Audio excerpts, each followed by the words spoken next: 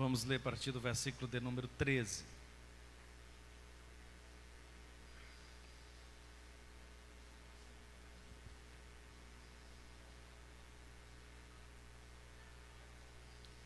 Todos encontraram?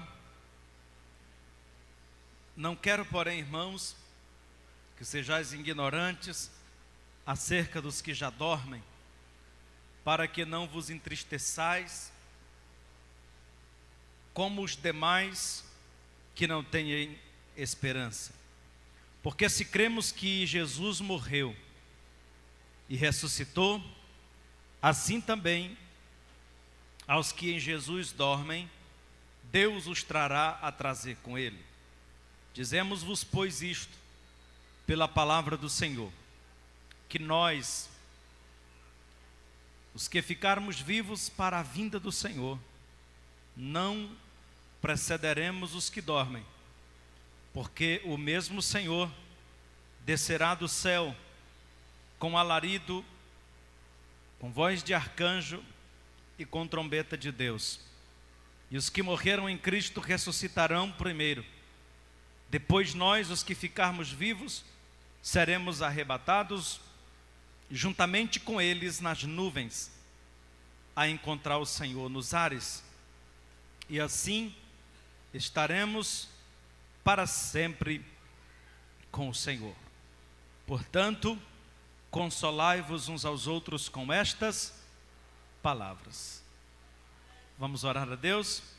Pai, eu quero nesta hora te agradecer por nos trazer aqui. Quero louvar a Deus pela vida dos meus irmãos, da tua igreja, que neste dia, nesta quinta-feira, reservou esse tempo para estar aqui adorando o Senhor e meditando na tua palavra.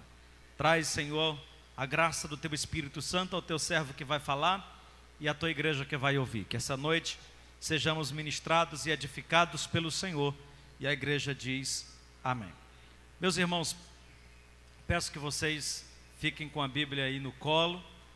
Vou pedir ajuda aqui bastante os meninos da mídia. Nós vamos trabalhar muitos textos. Hoje, como eu disse no áudio, é uma mensagem de caráter introdutório, portanto eu vou demorar um pouco aqui na introdução, porque essa introdução ela vai servir para os outros temas. Nós temos, se o Senhor nos permitir, todo esse mês de novembro, nós vamos estar trabalhando essa temática, tá? Então são cinco quintas-feiras.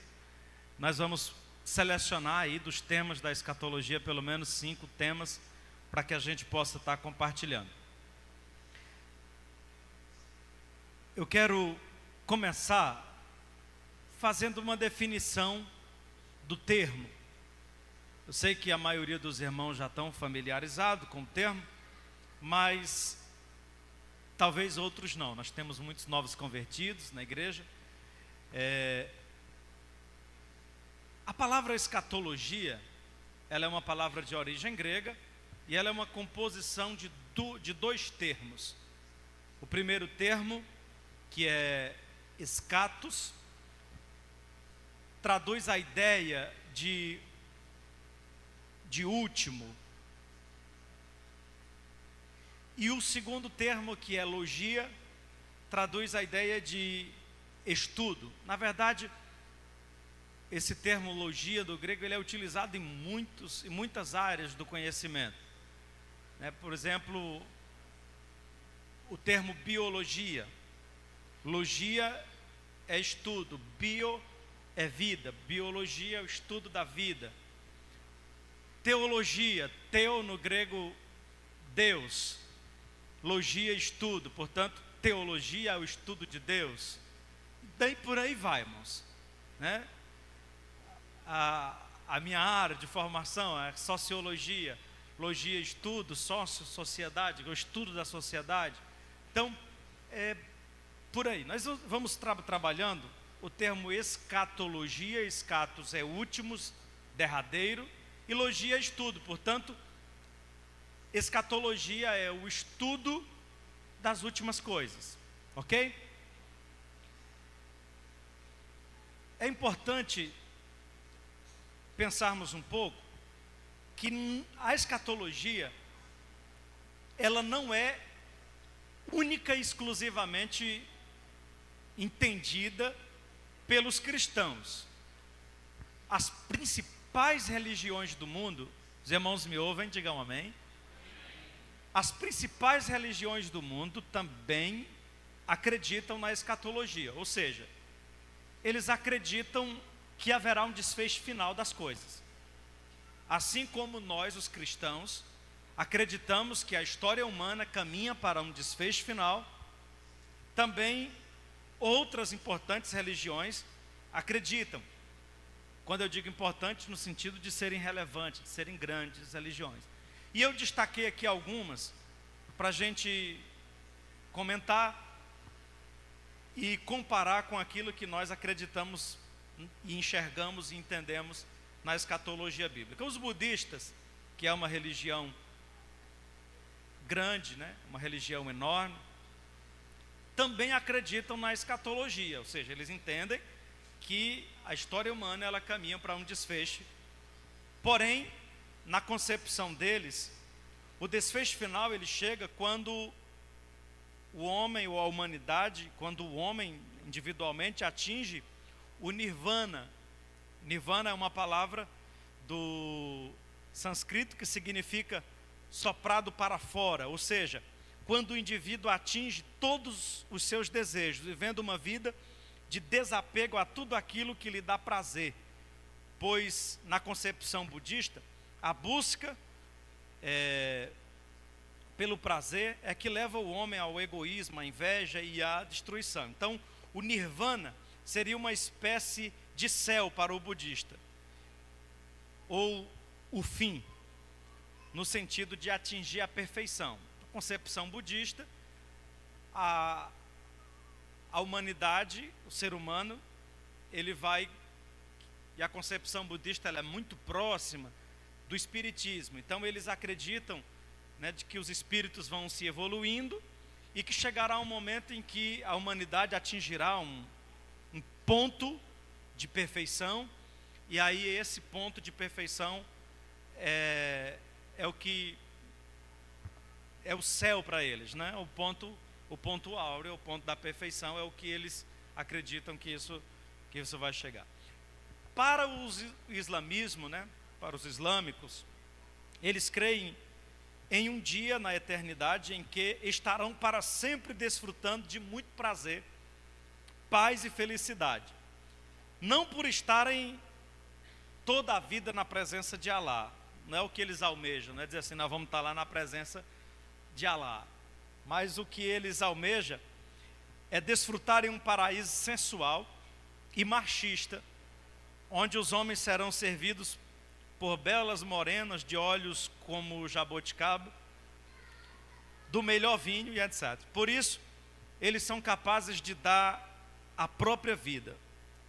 Portanto, na concepção islâmica, a escatologia aguarda um dia em que Alá colocará todos os inimigos, os seus inimigos debaixo dos seus pés. Então eles também acreditam que a humanidade vai caminhar para um desfecho final, que o mundo inteiro será islâmico.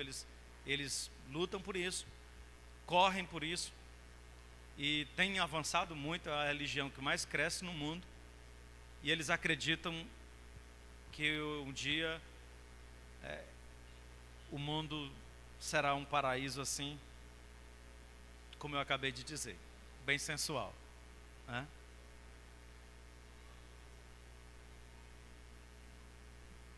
Tu deu glória. Na perspectiva judaica, como é que os judeus percebem a escatologia? Os irmãos sabem que o cristianismo ele nasce no centro do judaísmo. Então, é importante a gente pensar que mesmo o cristianismo tendo nascido no seio do judaísmo, a nossa concepção escatológica ela é diferente da deles. Então, embora o cristianismo tenha surgido no meio dessa religião, pois Jesus era um judeu, os adeptos desse segmento religioso aguardam ainda o Messias. Eles não creem que Jesus, que nós cremos, era de fato o Messias prometido. eles aguardam ainda a vinda do Messias. Pois Cristo não foi aceito por eles. Para os judeus, o fim virá no momento em que Jeová, através do Messias esperado, dominará todo o mundo e colocará Israel por cabeça. A escatologia desenvolvida por eles, preste atenção nisso, ela é temporal e política. Então eles entendem que no final Israel será o centro, e aí tem fundamentação bíblica, Israel será o centro do mundo, o Messias governará o mundo a partir de Israel, tem fundamentação bíblica, e porém toda a expectativa judaica ela está centrada em uma escatologia temporal e política. A nossa não, né? Nós acreditamos que a nossa expectativa em relação à escatologia ela vai para além de um governo físico do Cristo, do Messias, ela vai para um governo eterno. Na perspectiva espírita, o espírita também tem uma perspectiva escatológica, muito semelhante à budista, e eles creem que através de sucessivas reencarnações, o espírito vai sendo aperfeiçoado até atingir a perfeição.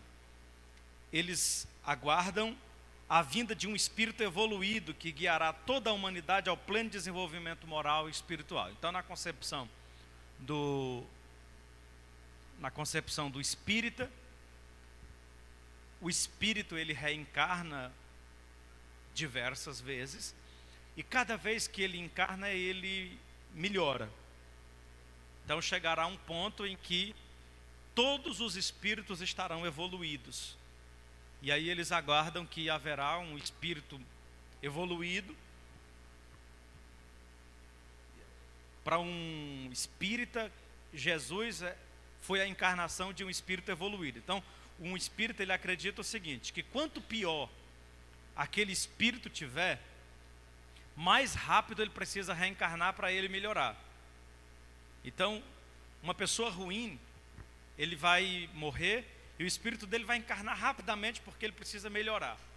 Uma pessoa que já alcançou um certo padrão de perfeição, ele demora muito a encarnar porque aquele espírito já está evoluído. Então eles acreditam que espíritos evoluídos encarnaram em Jesus, Buda, né? Tanto que essa semana teve uma pessoa aí no Twitter que chamou o ministro da Economia de um Buda, né? Porque disse que era um espírito evoluído. Então, essa é a concepção espírita. Vocês não estão entendendo até aqui? Digam amém. Tenham paciência com essa parte mais introdutória, mas a gente vai já para a Bíblia, tá, irmãos?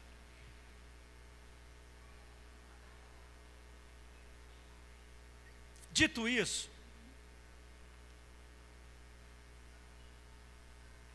nós vamos agora comparar com a escatologia bíblica, certo?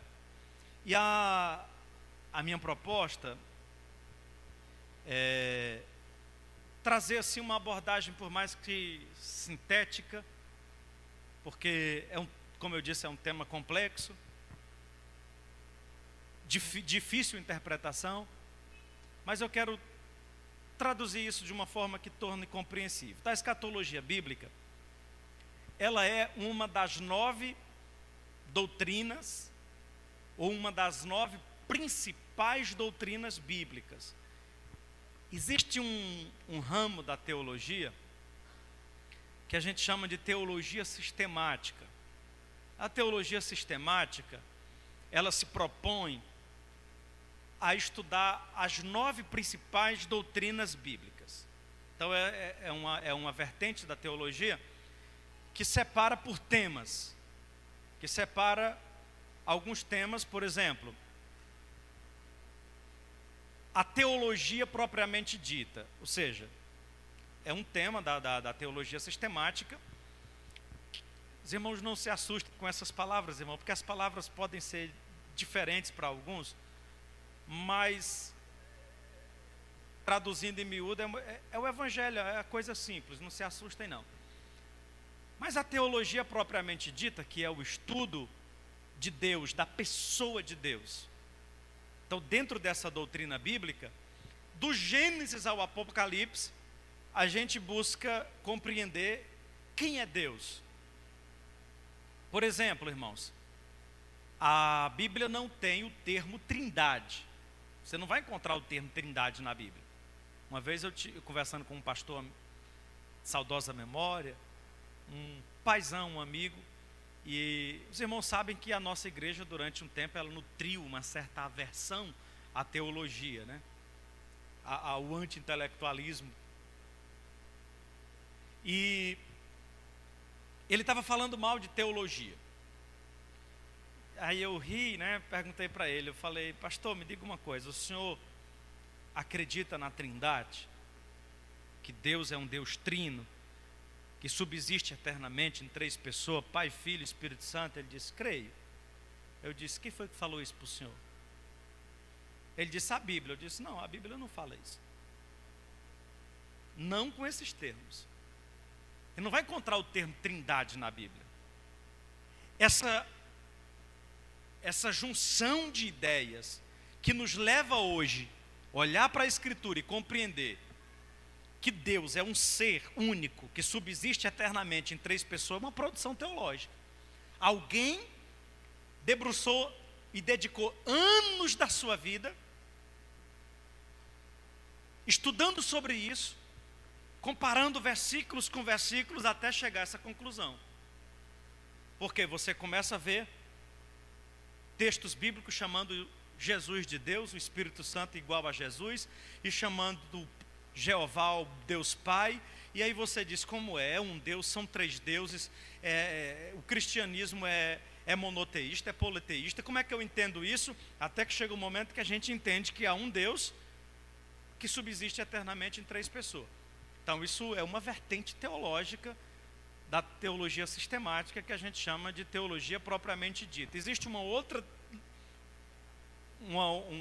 braço, uma outra doutrina, que é a cristologia. Isso aqui já é mais fácil de entender. O que a cristologia estuda, irmãos? Estuda tudo sobre Cristo. O que a angeologia estuda? Tudo sobre os anjos. Aí tem um termo que é um termo de origem grega, que é um pouco distante da nossa realidade, que é a soteriologia, que é o estudo da salvação. A ramatiologia, que é o estudo do pecado. Aí a pneumatologia, que é o estudo do Espírito Santo, pneu, né, ar, vento. Então o estudo do Espírito Santo. E eu não sei quantas eu já falei, mas o nosso foco é estudar a escatologia. Portanto, a escatologia, ela é uma das 9 principais doutrinas bíblicas. Até aqui os irmãos estão me acompanhando?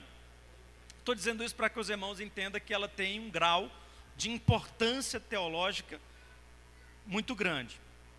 Não é um tema que aparece em uma ordem cronológica. Você não vai pegar a escatologia bíblica e ela está ali tudo prontinho num lugar só. Ela é uma junção de vários fragmentos.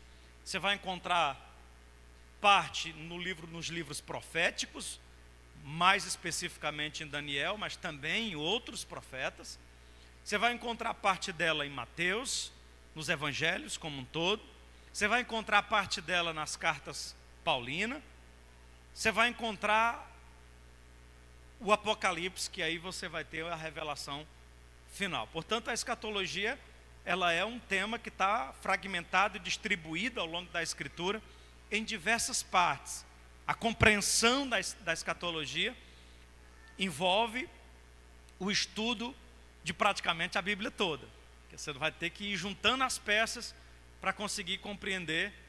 E é importante que se diga que não há, assim, um entendimento único a respeito da escatologia. Dos grandes estudiosos da Bíblia, eles se divergem em alguns pontos, e algumas coisas são interpretadas de uma forma, por outros de outra forma, mas são aspectos periféricos, o que não põe em xeque a verdade central. São coisas do tipo, alguns estudiosos acreditam que a igreja será arrebatada antes da grande tribulação. Outros acham que ela vai passar metade da grande tribulação, vai ser arrebatada no meio. Outros acham que a igreja vai viver a grande tribulação e vai ser arrebatada no final. Mas todos concordam que ela vai ser arrebatada. Entende? Todos concordam que ela vai ser arrebatada. Então, existem essas pequenas divergências, porém, culmina com a mesma coisa.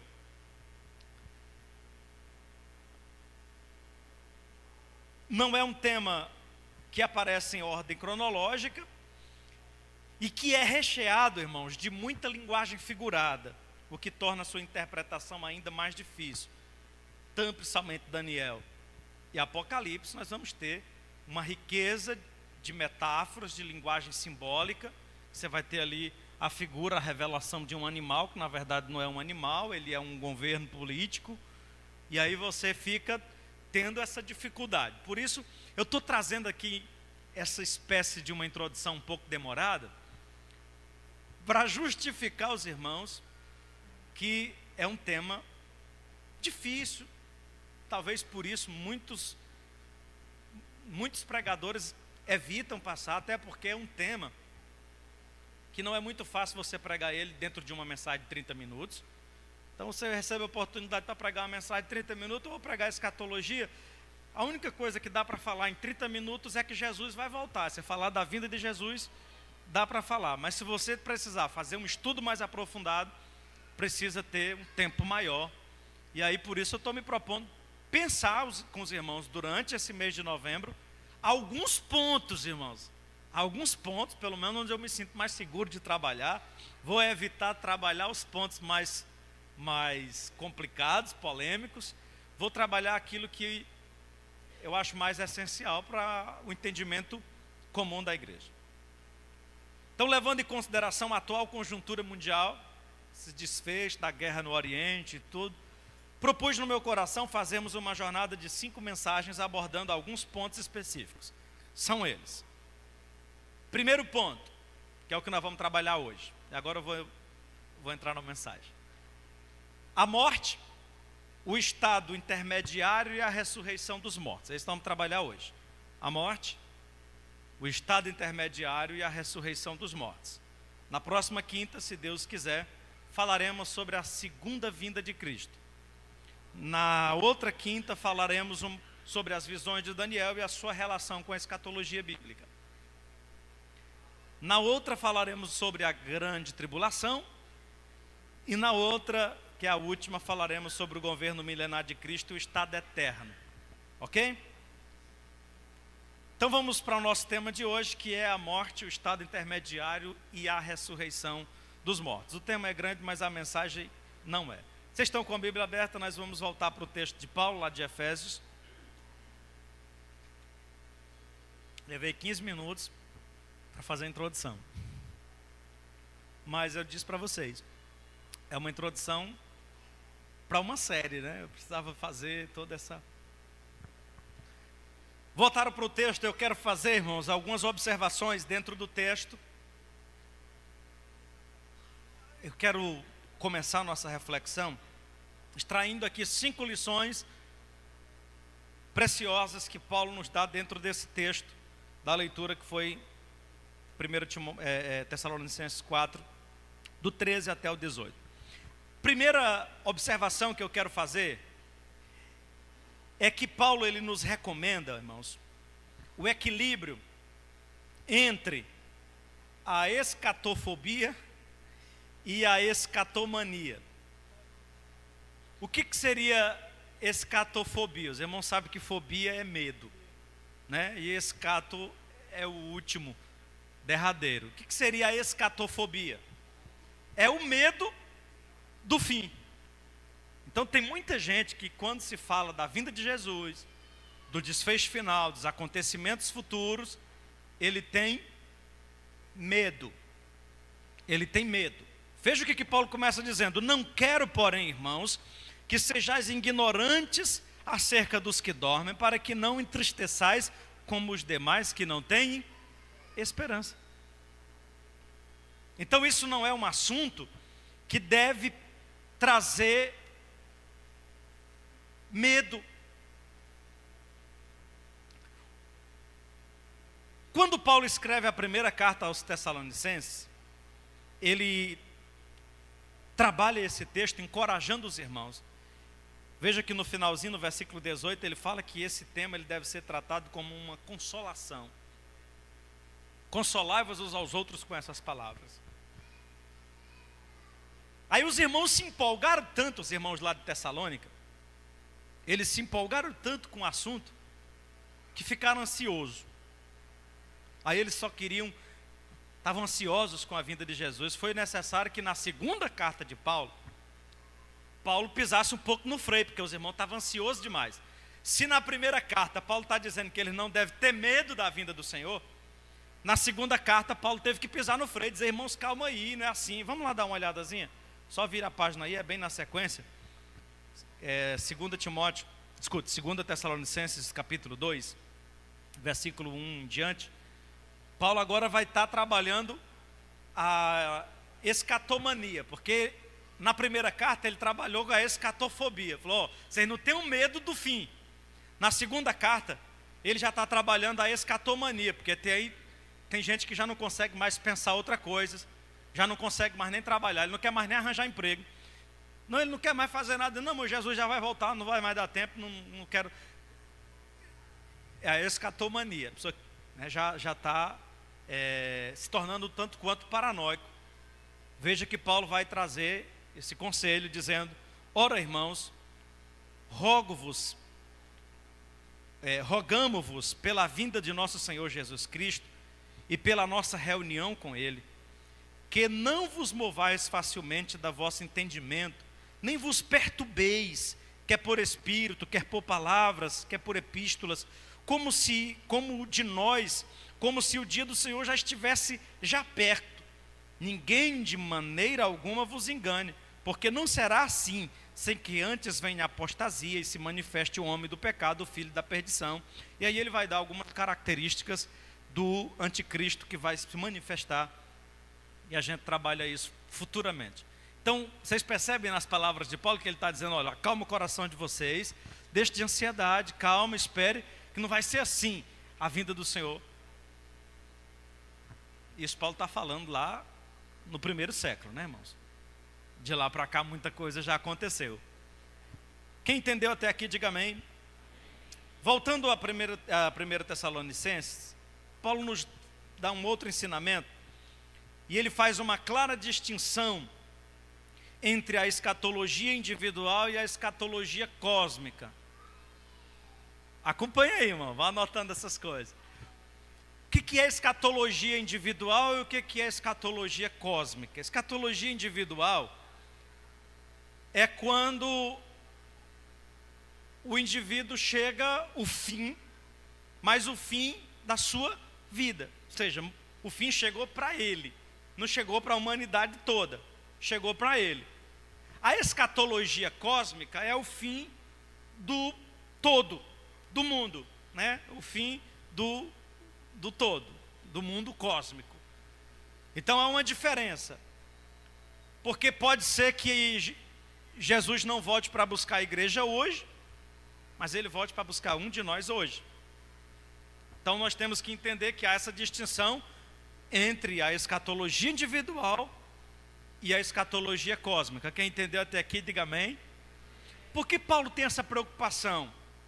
Porque quando Jesus subiu, ele saiu, despediu dos discípulos e disse que voltava, e os discípulos ficaram na expectativa de que Jesus ia voltar naqueles dias.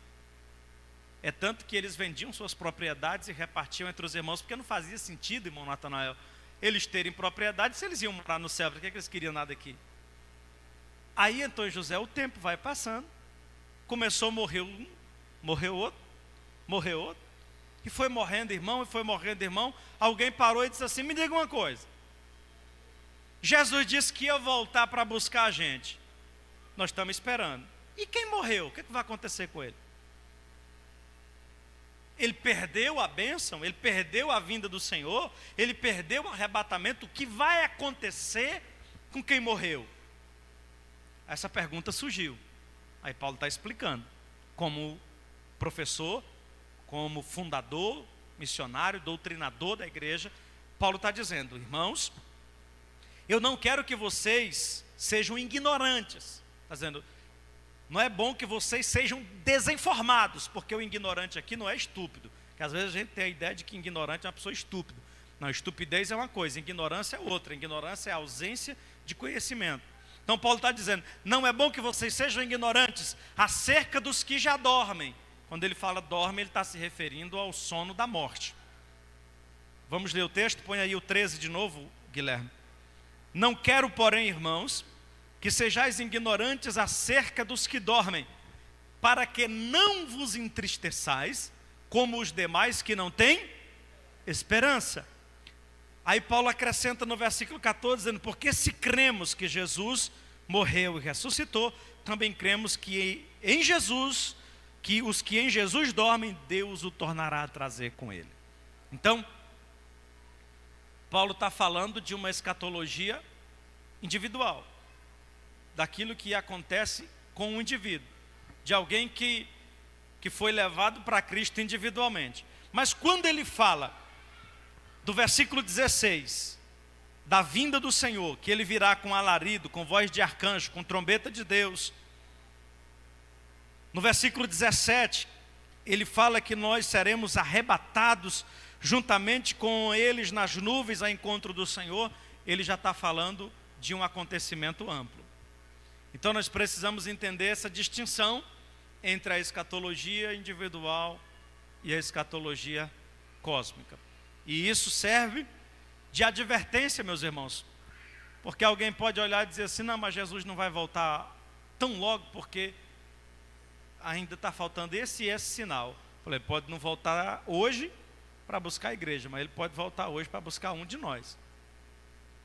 E a gente não sabe quem é o próximo da fila, portanto a gente precisa estar preparado.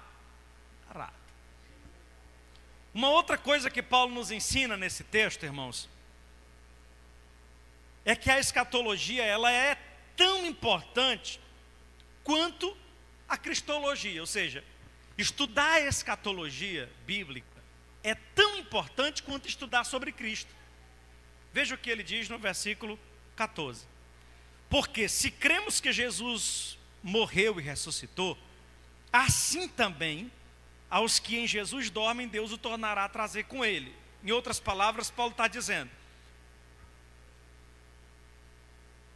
a nossa fé só faz sentido se a gente crê no todo. Porque se a gente creu que Jesus é o Filho de Deus, que ele morreu, ressuscitou, mas a gente não acreditar que os que morreram hão de ressuscitar também, para herdar a eternidade, então qual é o sentido da gente estar aqui? Ou seja, para mim, estar aqui tem um sentido.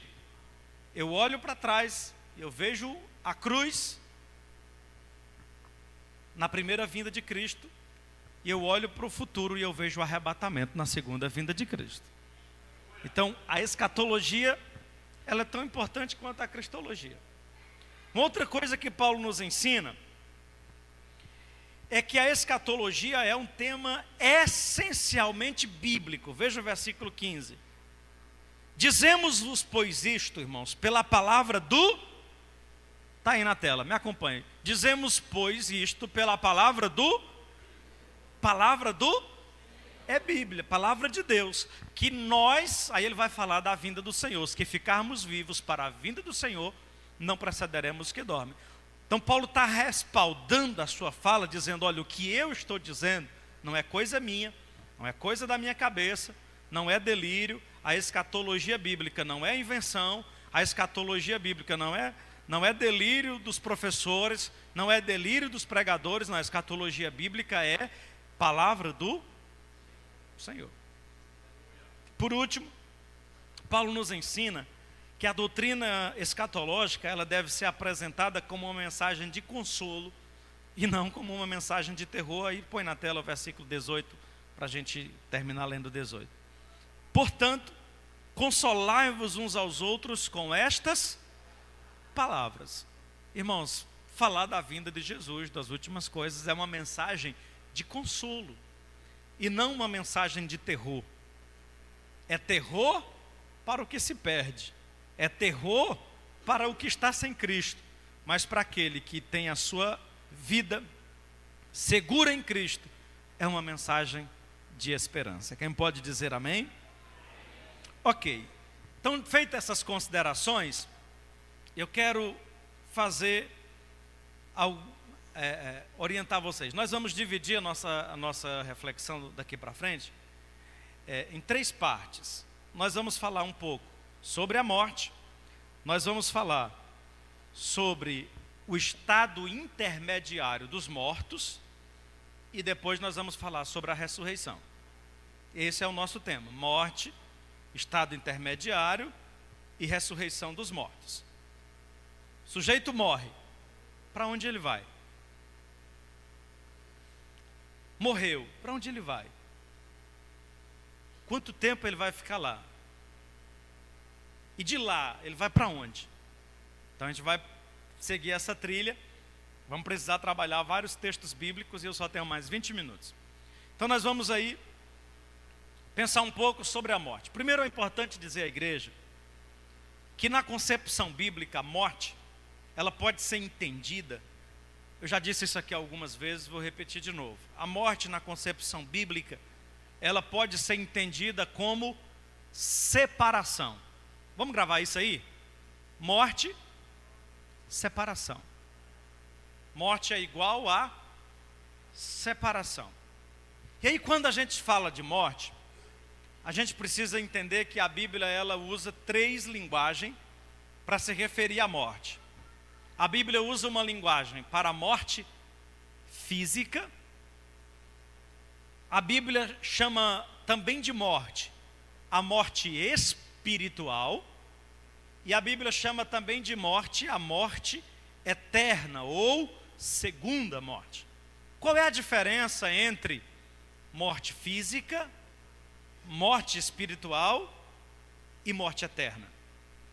Eu vou procurar descrever isso para vocês. Eu disse para vocês que morte é separação. A morte física, hoje eu queria o microfone, Ronaldo, daqueles do R.R. Soares, assim, para não ficar acenando com a mão aqui. A morte física entende-se como a separação do corpo material, ou do homem material, e do homem espiritual, ou seja, quando o espírito separa do corpo. Quando o espírito separa do corpo, ocorre aquilo que nós entendemos como morte, ou seja, o sujeito morreu. Morte é separar, porque o espírito separou do corpo. Nós temos alguns textos para isso. Nós vamos ver primeiro o texto de Eclesiastes 12:7. Põe na tela. Diz: e o pó volta à terra como era, e o espírito volte a Deus que o deu. Você entende aí o conceito de separação? O corpo volta à terra, né, ao pó como era, e o espírito volte a Deus que o deu. Essa separação entre corpo e espírito, nós entendemos como morte física. Vamos trabalhar também Tiago 2:26. Tiago diz assim: porque assim como o corpo sem o espírito está morto, novamente Tiago está falando do corpo e espírito, assim como o corpo sem o espírito está morto, assim também a fé sem obra é morta.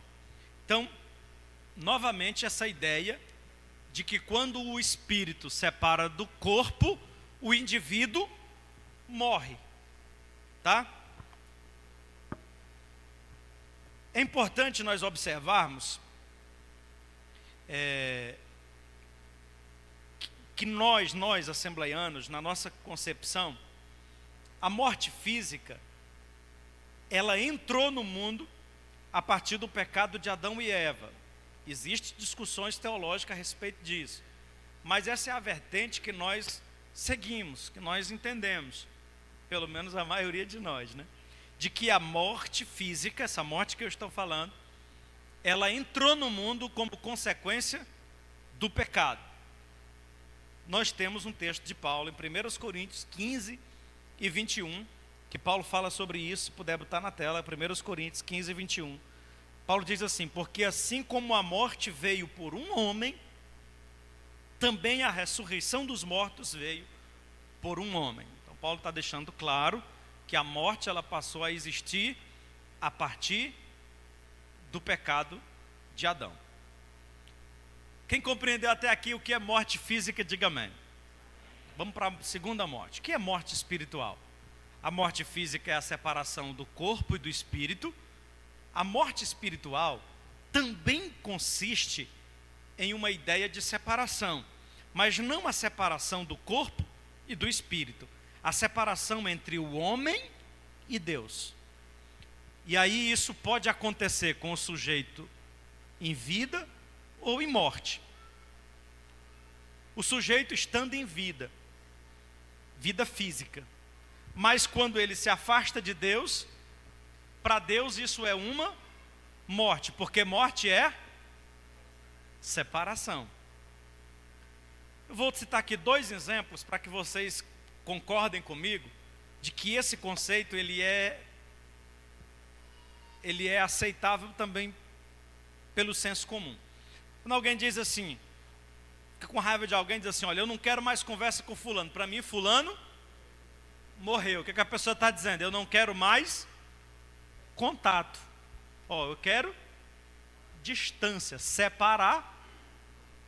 Vou citar um exemplo bíblico. Você lembra daquele pai que tinha 2 filhos, um foi embora, e aí quando o filho voltou, ele se alegrou com o filho e ele disse assim: esse meu filho estava morto e reviveu. Estava perdido e foi achado. Por que ele estava morto? Porque ele estava separado. Então a morte tem sempre essa ideia de separação. O que é a morte espiritual, irmãos? A morte espiritual é a separação entre o homem e Deus. Por isso Deus disse para Adão e Eva, falou assim: olha, no dia que vocês pecarem, certamente morrerá. Pecaram, Deus veio no jardim, expulsou eles do jardim, e a relação entre o Adão e Deus ficou cortada, distante, por causa do... Isaías vem lá na frente e diz: olha, os ouvidos de Deus não estão agravados para que não possa ouvir, e nem as suas mãos encolhidas para que não possa abençoar. O problema é porque o pecado de vocês fazem separação entre vocês e o vosso Deus. O pecado separou o homem de Deus, e quando separa, essa separação nós chamamos de morte espiritual. Eu trouxe aqui um texto bíblico que está em Efésios 2, versículo 1 e 2, para confirmar isso, e a gente passar para o ponto seguinte. Efésios 2, 1 e 2, Paulo diz: e vos vivificou. O que é vivificar? É tornada à vida. E vos vivificou, estando vós mortos em ofensas e pecados, em que no outro tempo andaste segundo o curso deste mundo, segundo o príncipe das potestades do ar, do espírito que agora opera nos filhos da desobediência. Ou seja, todos nós, em relação a Deus, nós estávamos mortos, porque nós estávamos separados, nós estávamos distantes, ficamos distantes de Deus por causa do Adão, que pecou. Aí vem Jesus, o segundo Adão, diríamos o Adão que deu certo, e nos reconciliou com Deus. Lembra do pai do filho pródigo? O meu filho estava morto e reviveu. Nós estávamos mortos, aí Paulo diz que ele nos vivificou, ou seja, ele nos devolveu a vida. Se morte é separação, vida é aproximação. Morte espiritual, separação de Deus. Vida espiritual, proximidade de Deus. Quem é que está morto espiritual? Quem não tem contato com Deus, quem não tem vida com Deus, quem não tem relacionamento com Deus. Quem é que está vivo espiritualmente? Quem se aproxima de Deus em Cristo Jesus.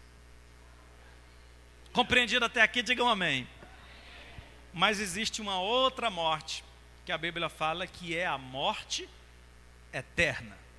Qual é a diferença entre morte morte espiritual e morte eterna? A morte eterna, também chamada de segunda morte, é a concretização do estado anterior. Ou seja, é quando o sujeito entra no estágio em que ele está separado de Deus, sem a possibilidade de retorno. Porque enquanto o sujeito está vivo aqui na terra, ele pode se afastar de Deus, se arrepender e voltar. Mas chega um momento que ele cruza uma linha que ele não tem mais como voltar. E aí essa separação se dá de forma eterna. Por isso é chamada de morte eterna ou separação eterna, que é quando o sujeito se separa de Deus sem possibilidade de retorno. A gente confere isso em Apocalipse, capítulo 20, versículo 14 e 15. É muita leitura, irmão. Acompanha aí. Vá marcando esses textos. É importante para você evangelizar. E a morte e o inferno foram lançados no lago de fogo. Esta é a segunda morte. Aquele que não foi achado escrito no livro da vida foi lançado no lago de fogo. Então essa é a separação eterna, sem possibilidade de retorno. Dito isso, eu posso passar para o próximo ponto. Nós entendemos o que é morte. 3 ideias de morte: morte física, morte espiritual e morte eterna ou segunda morte. Mas vamos lá. Quando o sujeito morre, para onde ele vai? Qual é o destino dele? Eu vou fazer algumas perguntas. Eles podem retornar ao mundo dos vivos? Eles podem se comunicar com os vivos? Eles vagueiam pelo espaço? Eles vão para o purgatório? Eles vão para o céu? Para o inferno? Para onde vão os mortos? Hoje é 2 de novembro, dia dos finados. Está bem encaixado aqui, não está? Para onde vão os mortos? Faz sentido conversar com os mortos? Olha que eu vejo crente falando com os mortos. Que é isso, pastor? Vejo. E o pior é que eu vejo crente falando com os mortos, que quando eles morreram nem tinham WhatsApp e eles ainda falam pelos status. A pessoa está com saudade do pai dele que morreu há 10 anos, nem tinha WhatsApp ainda. Aí ele bota lá uma foto do pai e diz assim: ô, saudade do senhor. Tem gente que bota lá no vidro, na parte de trás do carro: estou com saudade do senhor. Estou com saudade de você. Eu sei, irmãos. Eu sei que às vezes isso é só uma forma de desabafar, de esvaziar a dor, né? De estrangular. Eu compreendo isso.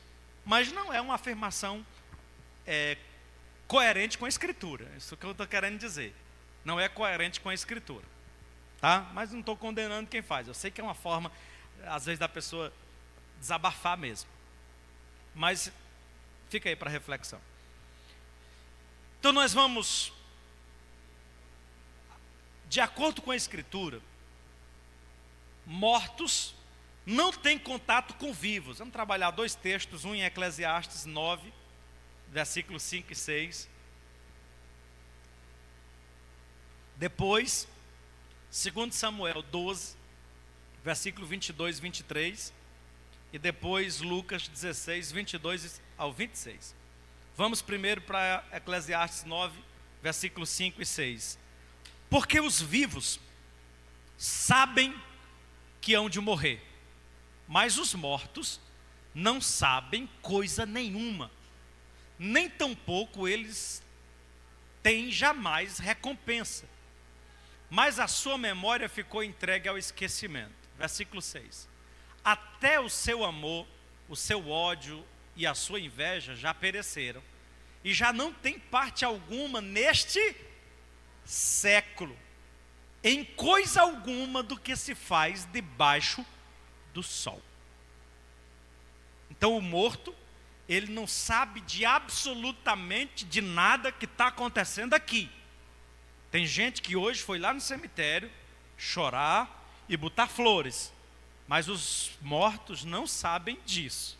Ele não sabe quem foi chorar e quem não foi, quem botou flores ou quem deixou de botar. Para eles não faz diferença, diz a Bíblia, que eles não sabem de coisa alguma do que se passa debaixo do sol. Vamos agora para um texto de 2 Samuel 12, 22 e 23.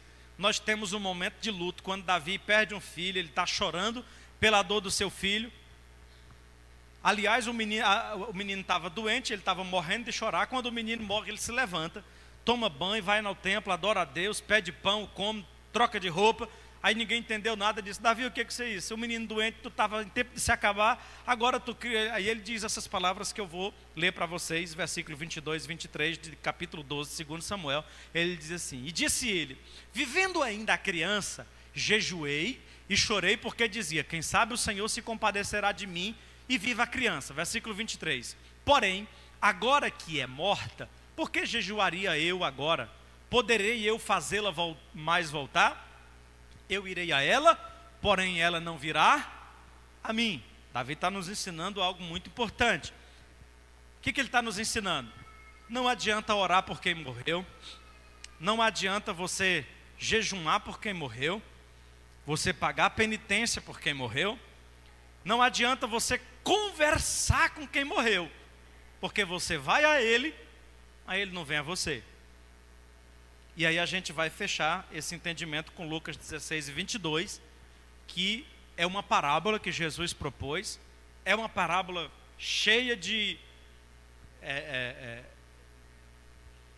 detalhes difíceis de interpretar. Eu quero não me deter nesses detalhes, porque senão a gente não termina a mensagem. Mas eu quero buscar algo específico aqui, que é o fato de que os mortos não têm contato com os vivos, tá bom? Só isso que eu vou pescar aqui, o resto a gente trabalha de outra vez, que tem muita coisa aqui que não dá para a gente entrar agora. E aconteceu, Jesus está falando da parábola do rico e do Lázaro, eu estou no versículo 22. E aconteceu que o mendigo morreu e foi levado pelos anjos para o seio de Abraão, e morreu também o rico e foi sepultado. Versículo 23. E no Hades, ergueu os olhos estando em tormentos, e viu de longe Abraão e Lázaro no seu seio. Versículo seguinte. E clamando disse: Abraão, meu pai, tenha misericórdia de mim, manda Lázaro que molhe na água a ponta do seu dedo e me refresque a língua, porque estou atormentado nestas chamas. Disse, porém, Abraão: filho, lembra-te que recebeste os teus bens em tua vida, e Lázaro somente males. Agora este é consolado e tu atormentado. Prossiga. E além disso, está posto um grande abismo entre nós e vós, de sorte que os que quisessem passar daqui para vós não poderiam, nem tampouco de lá para cá. Aqui nós temos a informação de que os mortos não ficam no mesmo lugar, são lugares diferentes, tá? E disse ele: rogo-te, pois, ó pai, que me mandes à casa de meu pai. Versículo 28. Pois tenho 5 irmãos, para que eles dê testemunho, a fim de que não venham também para este lugar de tormento. Prossiga. Disse-lhe Abraão: eles têm Moisés e os profetas, ouça-nos. E ele disse: não, Abraão, meu pai, mas se algum dos mortos fosse ter com eles, arrepender-se-iam. Veja, porém Abraão disse: se não ouvem a Moisés e aos profetas, tampouco aceitarão ainda que algum dos mortos ressuscite. Ou seja, ele está dizendo também que não tem possibilidade de contato com os vivos. Não há contato com os vivos, e há 2 lugares distintos em que estão os mortos. E não há trânsito entre um lugar e outro. Estou falando para vocês que não há comunicação entre os vivos e os mortos, não há como eles voltarem, eles não estão permeando entre nós. E o purgatório? A ideia do purgatório é uma doutrina católica, e ela é fundamentada em um texto não bíblico, está no livro de 2 Macabeus, capítulo 12, versículo 43 ao 45, que é um texto apócrifo, que não está na Bíblia, é um texto que foi incluído na Bíblia católica posteriormente à formação do cânon, portanto é um texto que nós não consideramos como sagrado. é um texto apócrifo, que foi incluído depois. Mas há uma prática antiga de fazer orações e penitências pelos mortos. A igreja ressuscitou essa prática, a igreja católica, como trazendo a doutrina, a ideia do purgatório, de que a pessoa ao morrer, ela vai ser levada para um local onde ela vai sofrer, pagar a sua pena, né, os pecados que ela cometeu, depois é que ela vai ser transferida para o céu. E isso tem algumas implicações, porque essa ideia ela é contrária a alguns ensinos bíblicos, pois sugere que o homem pode fazer expiação, pelo menos parcial, dos seus pecados. Ou seja, se o homem é capaz de se purificar dos seus próprios pecados através do seu sofrimento, então por que Cristo precisou morrer? Isso é uma forma de anula o sofrimento de Cristo. Isso é contrário à Bíblia.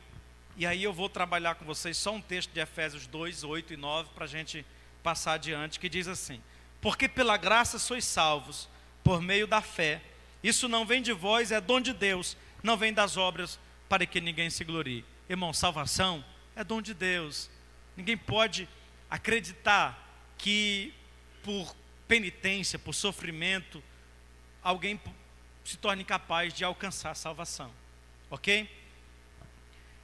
Jesus, ele contrariou esse entendimento na cruz, quando ele olhou para o ladrão e disse assim: hoje mesmo estarás comigo no paraíso. O ladrão não passou em purgatório, foi direto para o paraíso. Então Jesus contrariou esse entendimento.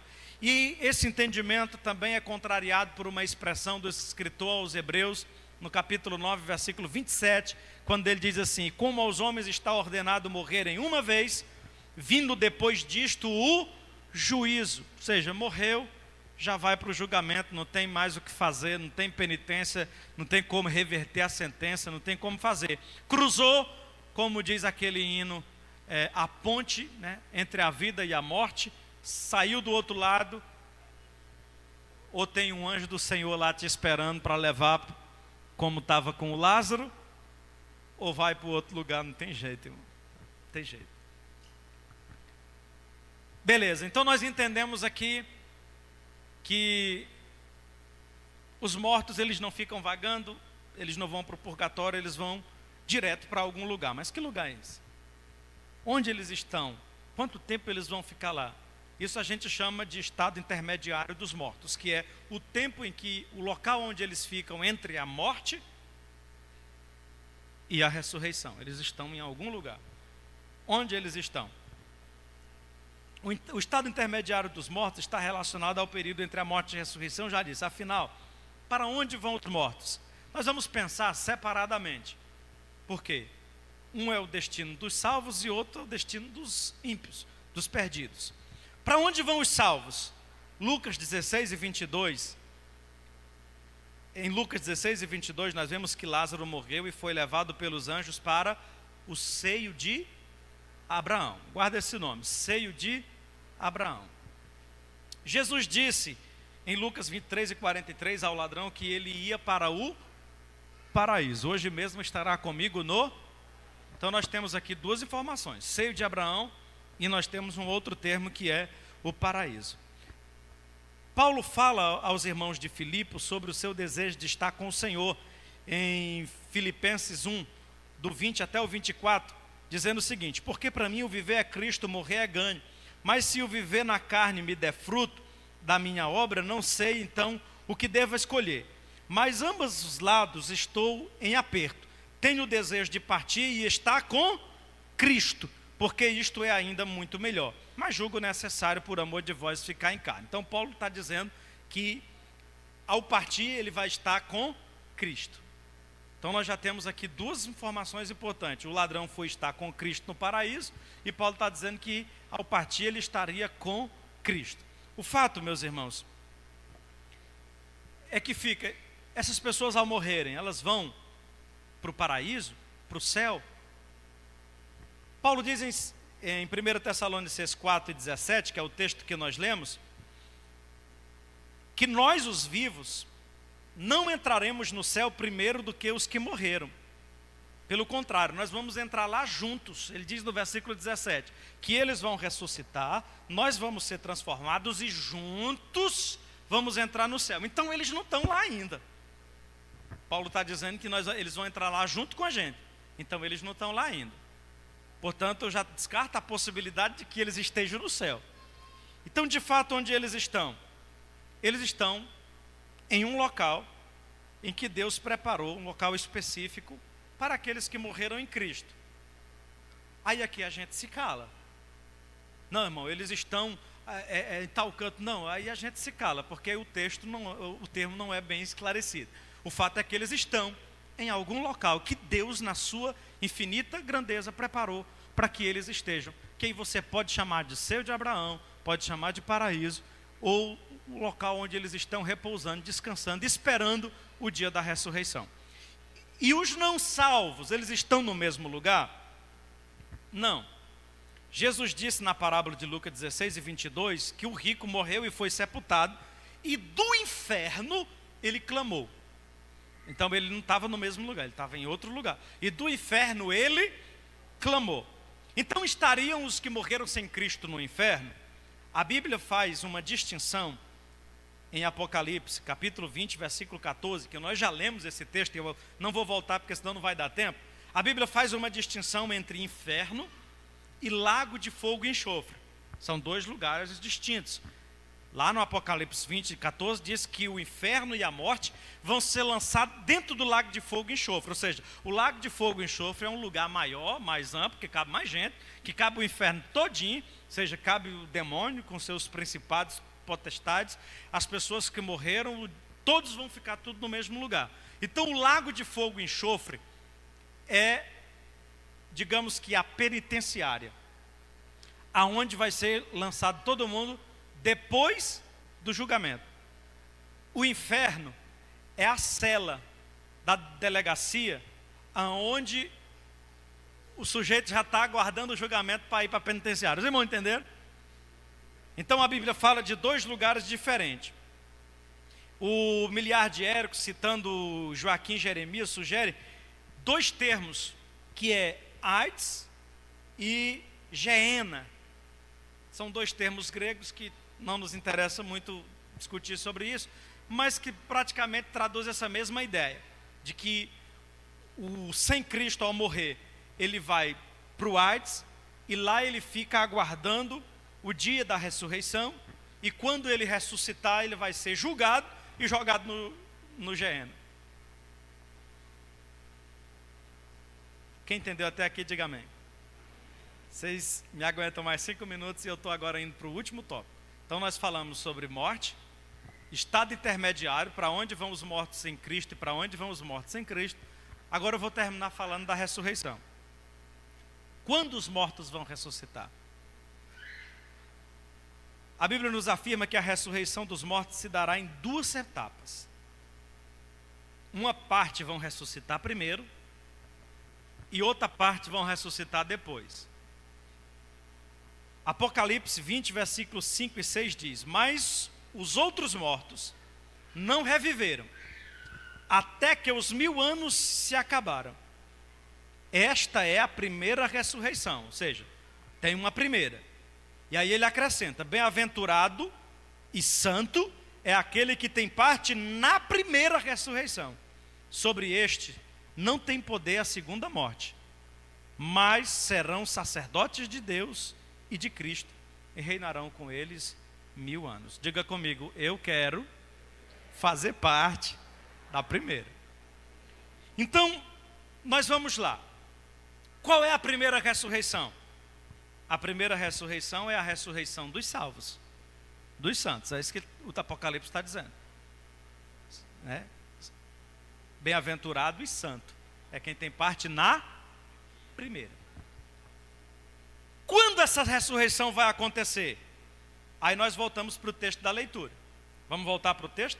Versículo 16, 4:16, Paulo diz assim: porque o mesmo Senhor descerá do céu, ou seja, na vinda de Cristo, com alarido, com voz de arcanjo, com trombeta de Deus, e os que morreram em Cristo ressuscitarão primeiro. Então, a primeira ressurreição, que é a ressurreição dos salvos, ela vai se dar no ato da vinda de Cristo.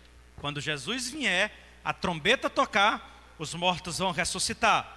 Paulo enfatiza isso na primeira carta aos Coríntios 15, versículos 50 ao 54. Agora eu digo isto, irmãos, que a carne e o sangue não podem herdar o reino de Deus, nem a corrupção herdar a incorrupção.